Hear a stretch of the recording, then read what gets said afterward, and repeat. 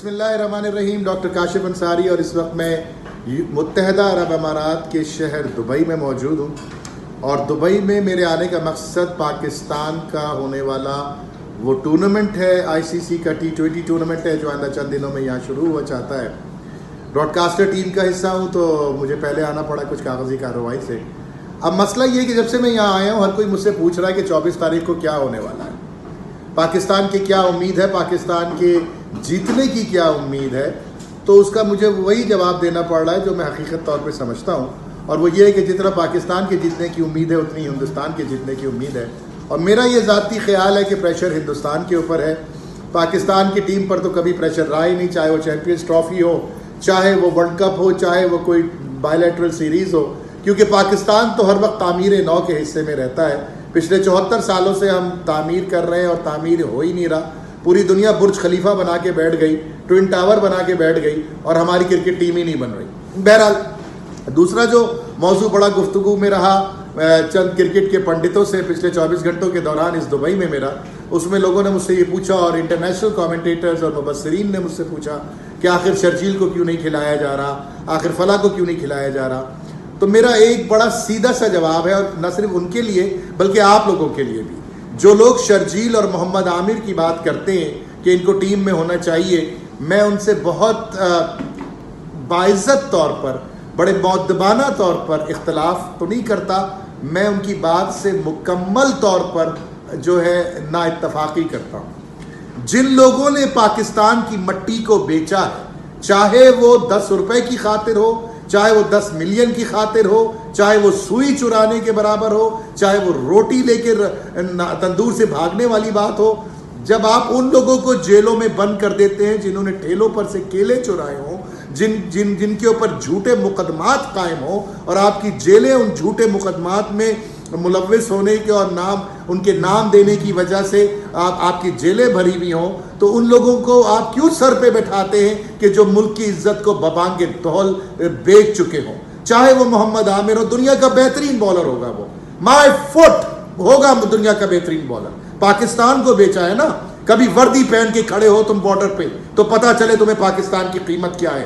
کبھی اس شہید کی ماں کے آنسو دیکھو کہ جس نے اپنے بیٹے کی جان صرف اور صرف اس ملک کی بقا کی خاطر کھوئی ہے.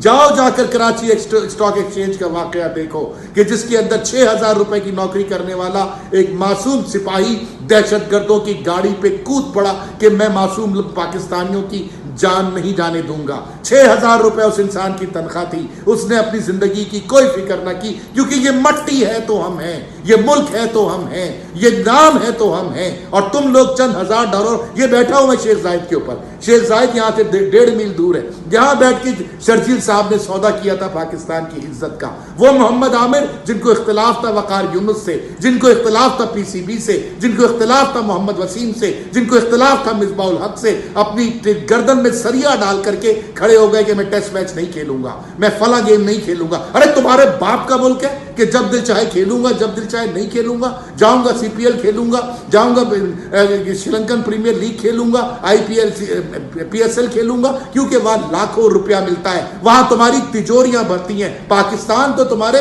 جوتے کی نوک پر ہے. یہ مسئلہ ہے ان لوگوں کا. یہی لفظ میں نے کرکٹ کے مبصرین, کرکٹ کے پنڈتوں سے پچھلے ایک ڈنر تھا رات میں, وہاں بڑے بڑے پنڈت بیٹھے ہوئے تھے, ان پنڈتوں کے سامنے میں نے کھڑے ہو کے کہا کہ جس شخص نے پاکستان کی عزت کے ساتھ کھیلا ہے وہ میری جوتے کی نوک پر ہے, وہ 22 کروڑ عوام کی جوتے کی نوک پر ہے. ایسے 10 عامر آئے, ایسے 10 شرجیل آئے, ایسے 10 محمد آصف آئے. اب بات نکلی ہے محمد آصف کی تو سن لیجئے.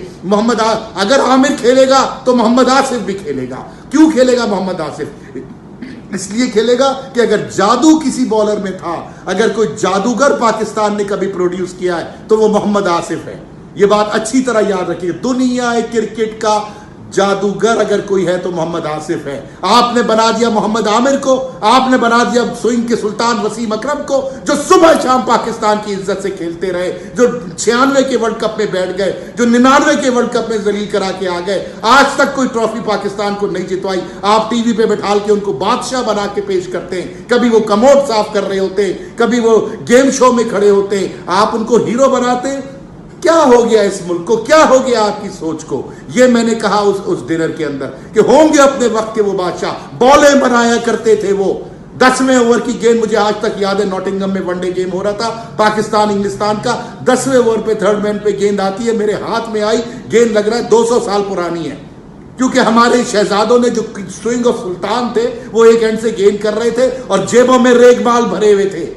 یہ سکھا کے گئے وہ اپنے بعد کے لوگوں کو, اور وہ لوگ ملک بیچنے کے لیے ہر وقت تیار ہیں. ماؤں سے پوچھو جن کی اولادیں شہید ہوئی ہیں, ان سپاہیوں سے پوچھو جو شہید ہوئے ہیں, ان کے گھر والوں سے پوچھو, ان کی بیٹیوں سے پوچھو, ان کے بیٹوں سے پوچھو, ان معصوم پاکستانیوں سے پوچھو جو 70,000 جانیں پچھلے 20 سالوں میں دے چکے ہیں, صرف اور صرف اس مٹی کی خاطر. مٹی کو اتنا سستا بنا لیا, ہار جائیں گے نا, ہارنے دو, کوئی بات نہیں, ہمیں تو عادت ہے ہارنے کی, لیکن ملک بیچنے والے کبھی اس گرین شرٹ کو نہیں پہنیں گے.